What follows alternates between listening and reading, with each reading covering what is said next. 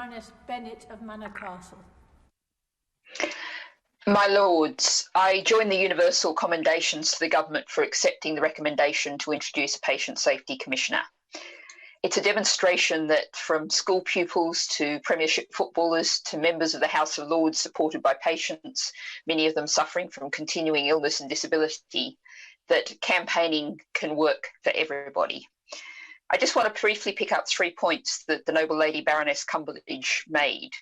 The importance that the Commissioner is a person of standing.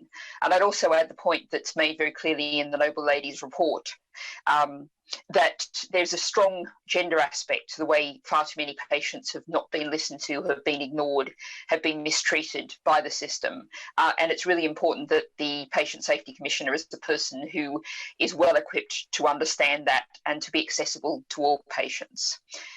And it's clear that this should be, as the Noble Lady Baroness Cumberledge said, a person of standing. And it's a kind of person who should be shaping the role that they will ultimately fulfil, which brings me to the second point the Noble Lady and many others have stressed about the urgency of this appointment. As has already been pointed out, the Domestic Abuse Commissioner has been appointed before we've even got the Domestic Abuse Bill through.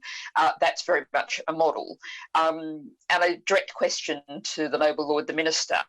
I would think it shouldn't be beyond the capacity of the department to advertise this role within 1 month, say.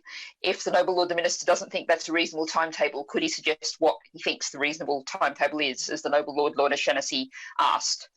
I'd also echo the point from the Noble Lord Lord Hunt of King's Heath that it would be really crucial that this appointment has select committee scrutiny. And the final point to pick up from the Noble Lady Baroness Cumberledge, I very much agree with her that naming and shaming is not the way forward. The Commissioner needs to be able to get urgent action. That's something that certainly hasn't worked very well with the enforcement of minimum wage legislation. The Commissioner needs to be able to swing into action. And I just want to finally pick up a point that the Noble Lord the Minister made in his introduction in the comparison to the Children's Commissioner, and saying that the Commissioner is also appointed by the Secretary of State and funded by the Department.